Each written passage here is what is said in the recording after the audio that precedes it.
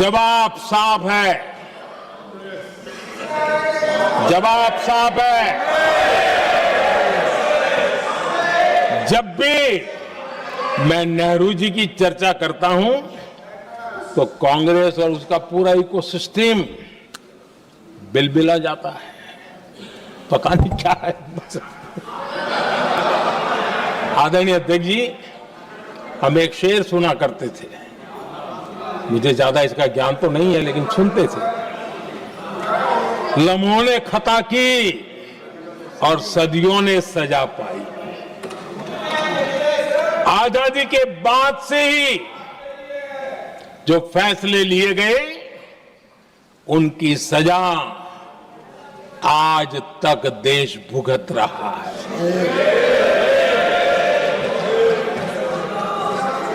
यहां बार बार एक बात का जिक्र हुआ और मैं फिर से करना चाहूंगा। अक्साई चीन की उस पूरे क्षेत्र को बंजर जमीन करार दिया गया, ये कहकर के तो बंजर है। देश की 38,000 वर्ग किलोमीटर जमीन हमें खोनी पड़ी।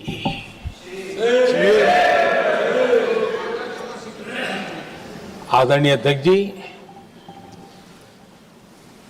मैं जानता हूं मेरी कुछ बातें चुभने वाली है। 1962 और 1963 के बीच कांग्रेस के नेता जम्मू कश्मीर के पूंछ, उरी, नीलम वैली और किशनगंगा को छोड़ देने का प्रस्ताव रख रहे थे। भारत की भूमि, आदरणीय अध्यक्ष जी, और वो भी लाइन ऑफ पीस के नाम पर किया जा रहा था। 1966 रण ऑफ कच्छ पर इन्हीं लोगों ने मध्यस्थता स्वीकार की। ये था उनका राष्ट्रीय सुरक्षा का विजन।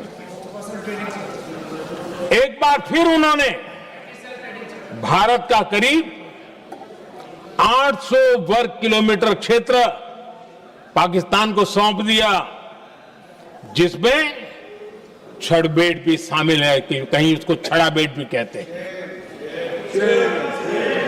1965 की जंग में हाजीपीर पास को हमारी सेना ने वापस जीत लिया था, लेकिन कांग्रेस ने उसे फिर लौटा दिया। 1971 पाकिस्तान के 93,000 फौजी हमारे पास बंदी थे। पाकिस्तान का हजारों वर्ग किलोमीटर एरिया हमारी सेना ने कब्जा किया था। हम बहुत कुछ कर सकते थे, विजय की स्थिति में थे। उस दौरान अगर थोड़ी सा विजन होता, थोड़ी सी समझ होती, तो पीओके वापस लेने का निर्णय हो सकता। वो मौका था, वो मौका भी छोड़ दिया गया। अरे इतना ही नहीं, इतना सारा जब सामने टेबल पर था, अरे कम से कम करतारपुर साहब को तो ले सकते थे, वो ही नहीं कर पाया। 1974 श्रीलंका को कच्चथीवू द्वीप को गिफ्ट कर दिया गया। आज तक हमारे मछुआरे भाई बहनों को इससे परेशानी होती है, उनकी जान पर आफत आती है। क्या गुनाह था तमिलनाडु के मेरे फिशरमैन भाई बहनों का, आपने उनका हक छीन लिया और दूसरों को गिफ्ट कर दिया? कांग्रेस का दशकों से इरादा लेकर चल रही थी कि सियाचिन से सेना हटा दी जाए। आदरणीय अध्यक्ष जी, 2014 में देश ने इनको मौका नहीं दिया, वरना आज सियाचिन भी हमारे पास नहीं होता। वंदे मातरम के प्रति मुस्लिम लीग की विरोध की राजनीति तेज होती जा रही थी। मोहम्मद अली जिन्ना ने लखनऊ से 15 अक्टूबर 1937 को वंदे मातरम के विरुद्ध का नारा बुलंद किया। फिर कांग्रेस के तत्कालीन अध्यक्ष जवाहरलाल नेहरू को अपना सिंहासन डोलता दिखा। बजाय कि नेहरू जी मुस्लिम लीग के आधारहीन बयानों को तगड़ा जवाब देते, करारा जवाब देते, मुस्लिम लीग के बयानों की निंदा करते,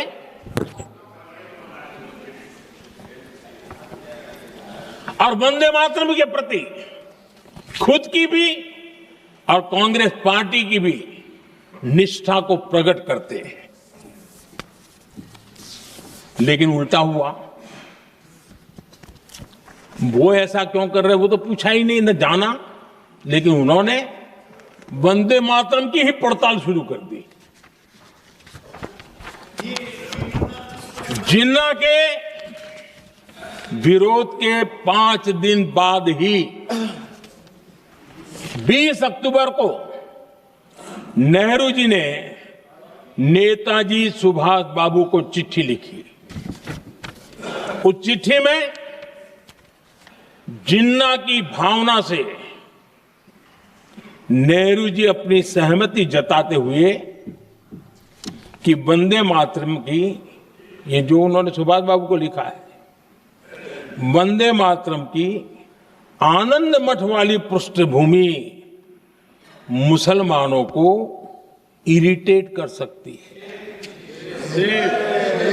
मैं नेहरू जी का कोट पढ़ता हूं। नेहरू जी कहते हैं, मैंने वंदे मातरम गीत का बैकग्राउंड पढ़ा है। नेहरू जी फिर लिखते हैं, मुझे लगता है कि ये जो बैकग्राउंड है इससे मुस्लिम भड़केंगे। साथियों, इसके बाद कांग्रेस की तरफ से बयान आया कि 26 अक्टूबर से कांग्रेस कार्य समिति की एक बैठक कोलकाता में होगी, जिसमें वंदे मातरम के उपयोग की समीक्षा की जाएगी। बंकिम बाबू का बंगाल, बंकिम बाबू का कोलकाता, और उसको चुना गया और वहां पर समीक्षा करना तय किया। पूरा देश हतप्रभ था, पूरा देश हैरान था। पूरे देश में देशभक्तों ने इस प्रस्ताव के विरोध में देश के कोने कोने में प्रभात फेरियां निकाली, वंदे मातरम गीत गाया। लेकिन देश का दुर्भाग्य कि 26 अक्टूबर को कांग्रेस ने वंदे मातरम पर समझौता कर लिया।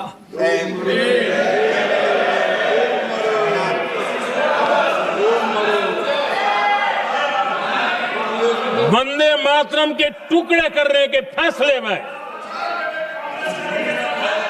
वंदे मातरम के टुकड़े कर दिए।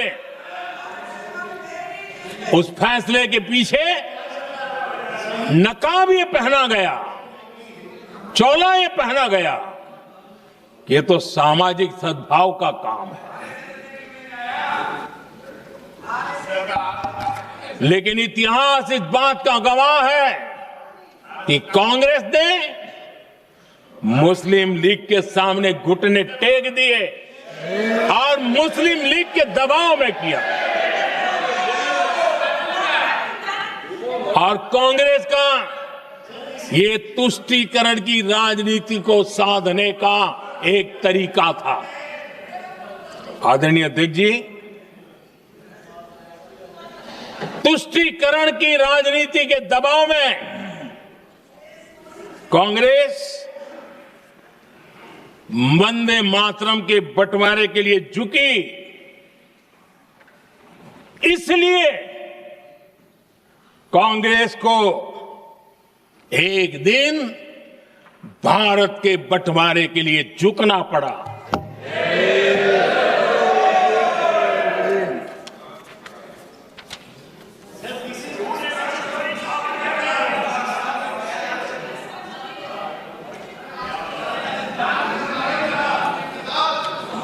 मुझे लगता है कांग्रेस ने आउटसोर्स कर दिया है।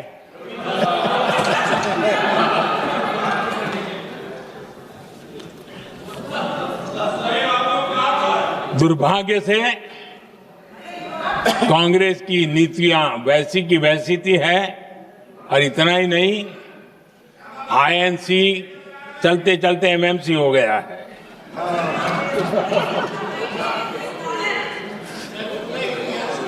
आज भी कांग्रेस और उसके साथी और जिन जिन के नाम साथ कांग्रेस जुड़ा हुआ है, सब वंदे मातरम पर विवाद खड़ा करने की कोशिश करते हैं। आदरणीय अध्यक्ष जी, कांग्रेस के पास नेशनल सिक्योरिटी का विजन पहले था और आज तो सवाल ही नहीं उठता है।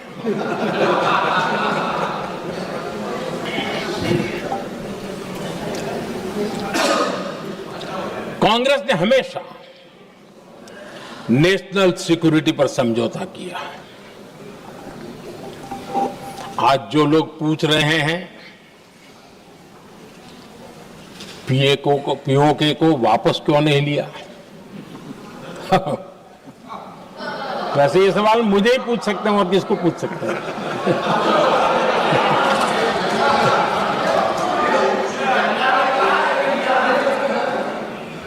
लेकिन इसके पहले जवाब देना होगा पूछने वालों को। किसकी सरकार ने पीओके पर पाकिस्तान को कब्जा करने का अवसर दिया? जवाब साफ है, जवाब साफ है। जब भी मैं नेहरू जी की चर्चा करता हूं तो कांग्रेस और उसका पूरा इकोसिस्टम बिलबिला जाता है। पता नहीं क्या है। आदरणीय अध्यक्ष जी, हम एक शेर सुना करते थे, मुझे ज्यादा इसका ज्ञान तो नहीं है लेकिन सुनते थे। लम्हों ने खता की और सदियों ने सजा पाई।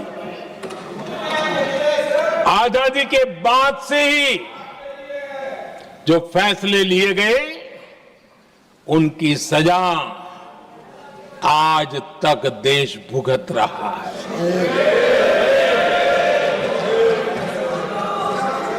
यहां बार बार एक बात का जिक्र हुआ और मैं फिर से करना चाहूंगा। अक्साई चीन की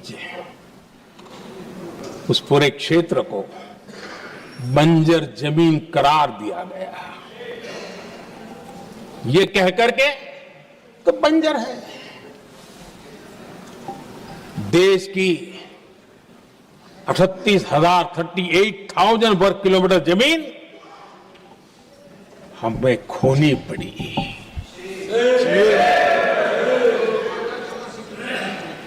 आदरणीय अध्यक्ष जी,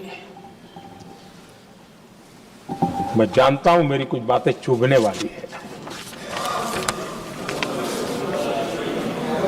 1962 और 1963 के बीच कांग्रेस के नेता जम्मू कश्मीर के पुंछ, उरी, नीलम वैली और किशनगंगा को छोड़ देने का प्रस्ताव रख रहे थे। भारत की भूमि, आदरणीय अध्यक्ष जी, और वो भी लाइन ऑफ पीस के नाम पर किया जा रहा था। 1966 रण ऑफ कच्छ पर इन्हीं लोगों ने मध्यस्थता स्वीकार की। ये था उनका राष्ट्रीय सुरक्षा का विजन। एक बार फिर उन्होंने भारत का करीब 800 वर्ग किलोमीटर क्षेत्र पाकिस्तान को सौंप दिया, जिसमें छड़बेट भी शामिल है, कि कहीं उसको छड़ाबेट भी कहते हैं।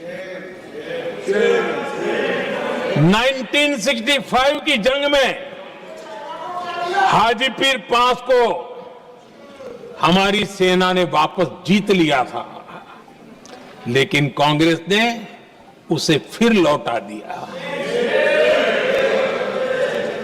1971 पाकिस्तान के 93,000 फौजी हमारे पास बंदी थे।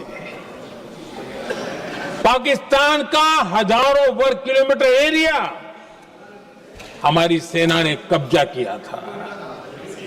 हम बहुत कुछ कर सकते थे, विजय की स्थिति में थे। उस दौरान अगर थोड़ी सा विजन होता, थोड़ी सी समझ होती, तो पीओके वापस लेने का निर्णय हो सकता। वो मौका था, वो मौका भी छोड़ दिया गया। अरे इतना ही नहीं, इतना सारा जब सामने टेबल पर था, अरे कम से कम करतारपुर साहब को तो ले सकते थे, वो ही नहीं कर पाया। 1974 श्रीलंका को कच्चथीवू द्वीप को गिफ्ट कर दिया गया। आज तक हमारे मछुआरे भाई बहनों को इससे परेशानी होती है, उनकी जान पर आफत आती है। क्या गुनाह था तमिलनाडु के मेरे फिशरमैन भाई बहनों का, आपने उनका हक छीन लिया और दूसरों को गिफ्ट कर दिया। कांग्रेस का दशकों से इरादा लेकर चल रही थी कि सियाचिन से सेना हटा दी जाए। आदरणीय अध्यक्ष जी, 2014 में देश ने इनको मौका नहीं दिया।